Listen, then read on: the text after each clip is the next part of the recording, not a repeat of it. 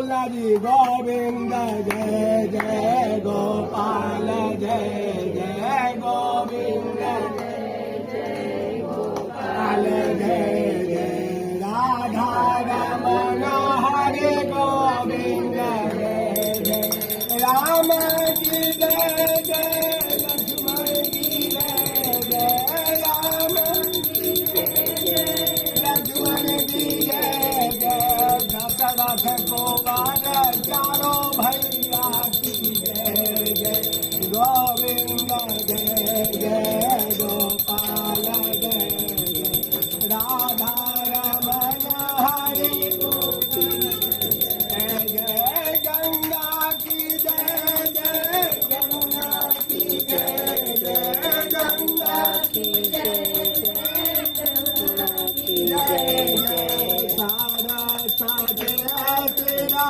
देने की जय जय गोविंद जय जय गोपाल जय जय राधा रमण हरे गोविंद बोलो आनंद कंद भगवान की जय लक्ष्मी नारायण भगवान की जय। चौथी सुनो अब आगे की कथा कहता हूँ, ध्यान से सुनो। पूर्व काल में उनका मुख नाम का एक बुद्धिमान राजा राज्य किया करता था। वह सत्य वक्ता था, सत्य के ऊपर चलने वाला, सत्य का आचरण करने वाला। उसकी पत्नी जो थी कमल के समान पद्मुग्धा मुख वाली सती साध्वी थी। दोनों राजा रानी जो थे भरशिला नदी के तट पर संध्या के समय वंश के प्राप्ति के लिए भगवान जी का पूजन कर रहे थे। जब भरशिला नदी के तट पर राजा रानी पूजन कर रहे थे, उसी समय की बात है। एक वैश्य महाराज थे, उनका नाम मंदोत्तम महाराज बनिया था। वह डेली व्यापार करते थे और व्यापार करने के हेतु सारा माल नाव में भर करके समुद्र से दूसरे नगर की ओर, गांव की ओर, शहर की ओर बेचने के लिए जाते थे। संध्या के समय में उस दिन की बात है, जब वापस लौट रहे थे नदी किनारे, जब बीच नदी में नाव आई तो नदी किनारे दो नर और मादा दिखाई दिया उनको। धूप का खुशबू लगा, ज्योत जलते दिखाई दिया, इत्र का खुशबू लगा। नाव को किनारे पर ठहरा दिया और राजा रानी को गौर से देखने लगा। तो अपने मन में सोचा ये दो नर और मादा संध्या के समय अपने नगर बस्ती को छोड़ करके एक रमणीक तट पर नदी किनारे क्या कर रहा है। नाव को वहाँ पर नदी किनारे ठहरा दिया और राजा रानी के पास बणिक महाराज पहुँच गए और राजा रानी को धिक्कारने लगे। हे राजा रानी, आप अपने नगर बस्ती को छोड़ करके एक निर्जन वन में संध्या के समय रमणीक तट पर नदी के किनारे ये क्या कर रहे हैं? इसके करने से क्या फल मिलता है, मुझसे कहो। तब राजा रानी ने कहा, हे साधु वैश्य, यह महातेजस्वी विष्णु भगवान जी का पूजन है। हम जो है वंश की प्राप्ति के लिए ये भगवान सत्यनारायण जी का पूजन कर रहे हैं। इन्हीं के कृपा से मेरे घर में वंश की प्राप्ति हुई है और आगे भी होगी। जैसे ही इस बात को बणिक महाराज सुने तो बोले, हे राजा रानी, मुझसे इस कथा का संपूर्ण वृत्तांत कह सुनाइए। क्यों? क्योंकि मेरे घर में कोई संतान नहीं है और इससे निश्चय ही होगा। राजा रानी ने सारा विधि विधान बणिक महाराज जी को बता दिए। पूजन समाप्त हुआ, पंचामृत प्रसाद खाए और प्रसाद लेकर के नाव पर आए। नाव चलाते हुए अपने नगर की ओर चले गए। जब घर पर पहुँचे, सारा माल गोदाम में रख दिए। जब पूरे परिवार बैठा तो संतान देने वाले वर्ष का समाचार साधु वैश्य अपने पत्नी को सुनाया। उसके पत्नी का नाम लीलावती था और मन में संकल्प किया कि जब मेरे घर में संतान की प्राप्ति होगी तब मैं इस व्रत को अवश्य ही करूंगा। ऐसे वचन अपनी पत्नी लीलावती से कहे और अपने व्यापार में लीन हो गए। समय बीतता गया एक समय की बात है, वो भी दिन आ गई कि अन्न तत्व में पवित्र होकर भगवान सत्यनारायण के कृपा से लीलावती जो थी पति के साथ आनंदित हो। सांसारिक धर्म में पवित्र होकर भगवान सत्यनारायण के कृपा से गर्भवती हो गई। 10वें महीने में उसने एक सुंदर कन्या को जन्म दिया। दिनों दिन वह कन्या इस तरह बढ़ने लगी जैसे शुक्ल पक्ष में चंद्रमा की ज्योति बढ़ती है। पक्ष दो ही होता है, एक कृष्ण पक्ष, एक शुक्ल पक्ष। कृष्ण पक्ष अंधेरा को कहते हैं और शुक्ल पक्ष उजाला को कहते हैं। कलावती जो थी चंद्रमा के समान बढ़ने लगी। ब्राह्मण बुलाया गया, नामकरण कराया गया, क अक्षर से नाम निकला, कलावती निकला।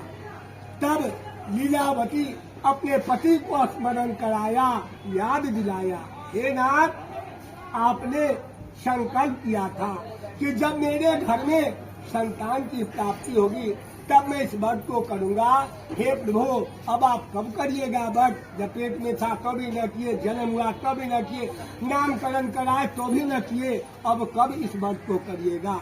पति जो थे वैश्य महाराज थोड़ा क्रोधी और घमंडी थे। वो अपने पत्नी को ठंडाई कर दिए, शीतलता कर दिए, समझा दिए कि हे प्रिय, इसके विवाह के ऊपर इस विवाह व्रत को मैं करूंगा, इसमें कोई चिंता का विषय नहीं है। अपने पत्नी को आश्वासन दे दिए और अपने व्यापार में वो लगे रहे। उनका व्यापार दिन दोगुनी रात चौगुनी चल रहा था। बेटी के जात बहुत जल्दी बड़ी हो जाती है। एक समय की बात है, वैश्य महाहेदु तो मेरे कलावती के निमित्त वर तलाश करके ला, मुझे इसकी शादी करनी है। उनका दूत उनकी आज्ञा का पालन किया और वहाँ से वर तलाश करने के लिए चल पड़ा। चलते चलते चलते वो दूत कांचनपुर नगर में पहुँच गया। जब वहाँ पर गया, समय लगा, समय बीता, समय लगा, वो भी दिन आ गया जो घर और वर दोनों मिल गया। उस दूत को माँ पिता को बैठाया, पूरे समाज को बैठाया और जब पूरा बात पक्का हुआ तो वहाँ से वर को लिया दूत और वैश्य महाराज जी के गांव की ओर चल दिया। चलते चलते चलते वैश्य महाराज जी के गांव में आ गया। संध्या के समय में वैश्य महाराज व्यापार करके आए ही थे। दूत जो था लड़के को साइड में खड़ा कर दिया, वर को, और महाराज जी के पास पहुंच गया। अब बोला, हे महाराज, आपने कलावती के निमित्त वर तलाशने के लिए भेजे थे, हम ये वर तलाश करके लाया हूँ। अब अपने पुत्री का विवाह इसके साथ करिए, हमारा कार्य यही तक था। तो वैश्य महाराज क्या किए, अपने पुत्री का विवाह उसके साथ कर दिए। किंतु दुर्भाग्य से विवाह के समय में भी साधु वैश्य व्रत करना भूल गया। भगवान क्रोधित हो गए, वैश्य महाराज जी को श्राप दिए कि तुम्हें दारुण दुख प्राप्त होगा। अपने कार्य में कुशल बनिया। पहले अकेले व्यापार करते थे, अब व्यापार को बढ़ाने के सिलसिला से अब बेटा के जगह जमाई हो गया। व्यापार को बढ़ाने के सिलसिला से अपने नगर को, अपने थाने, अपने गांव, अपने राज्य को छोड़ करके दूसरे राज्य को व्यापार करने के लिए चले गए। जैसे हम आप भी अपना महानगर, अपना राज्य छोड़ करके इस महानगर में आए हुए हैं, दिल्ली प्रांत में। क्यों? जीवन यातना के लिए ना, जीवन पालने, परिवार बच्चों के लिए ना। तो दोनों बड़िक महाराज जो थे व्यापार करने के हेतु दामाद उनके साथ में हो गया बेटा के जगह। अब उनको लेकर के व्यापार को बढ़ाने के सिलसिला से रत्नासार नगर में चले गए। पुराणे रेवा खंडे श्री सत्यनारायण वर कथायाम चतुर्थ अध्याय एक बार बोलिए सत्यनारायण भगवान के जय श्री। दोनों खड़े होइए अपने अपने जगह।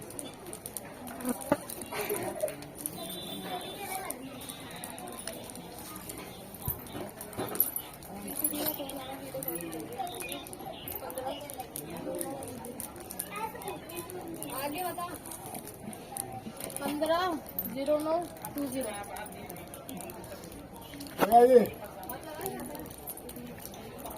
तो जी आज इसीलिए आप देखो यहाँ की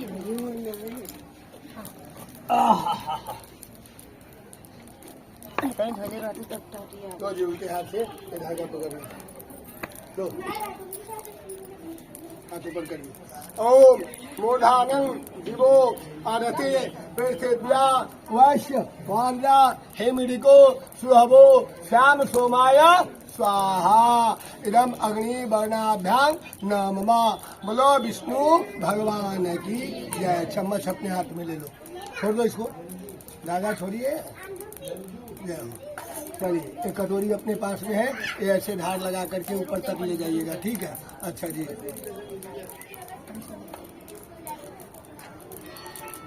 लो जी, अपने शरीर पर से 7 दफे उतार करके डाल दो। हे प्रभु, काम धंधा रोजी रोजगार सब बना दे।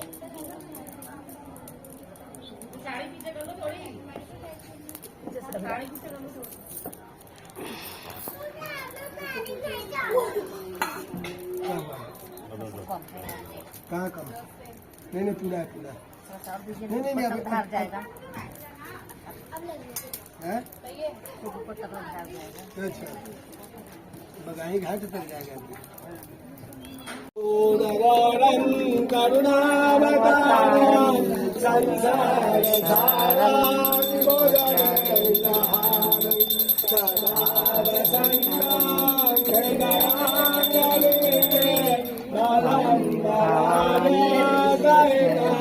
सब बोला जी। थोड़ा आपकी ऐसा करो जो थोड़ा जैसे कि एक बूढ़ी अम्मा उधर बैठती है, न खड़ाती रहती है सब्जी की दुकान पर, उनके नजदीक भी आवाज चल जाए गली तक।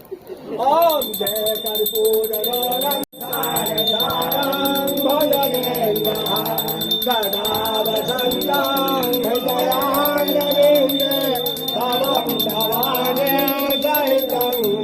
देव नारायण नारायण आयन लक्ष्मी नारायण नारायण नारायण गोविंद नारायण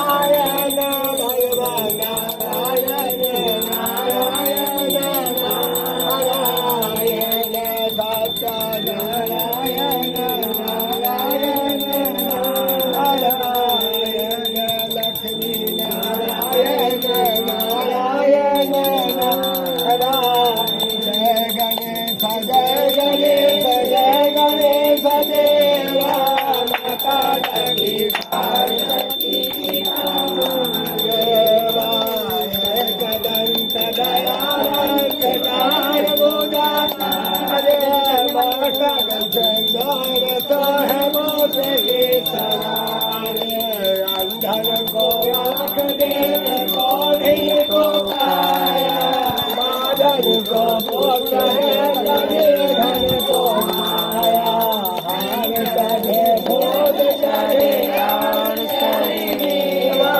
भगवान का भोग लगे संग करे सेवा दीनन की लाज रखो समोसरा देवरो कामना को पूरा करो जगदनिहारी। जय गणेश जय गणेश जय गणेश माता जाति पार्वती पिता महादेवा भाग्य जनों के संकट भाग्य जनों के संकट ओम जय जगदीश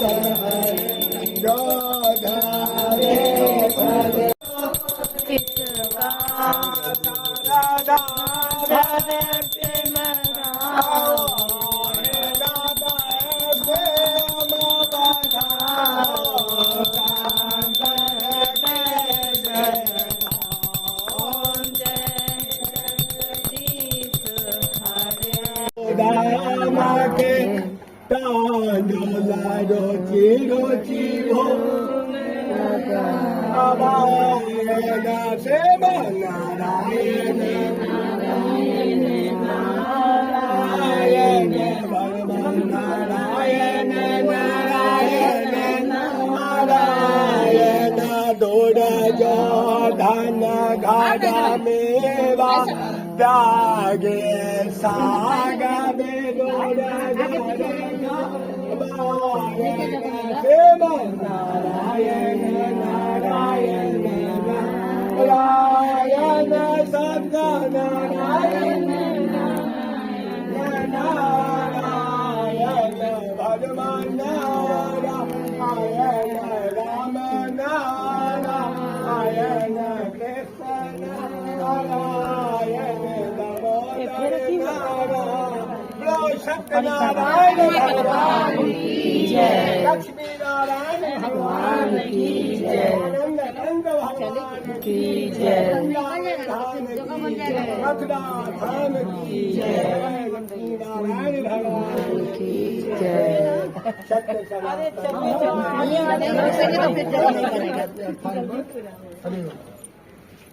खड़े हो जाएंगे। अच्छा चलिए जी अपनी जगह पर खड़ा।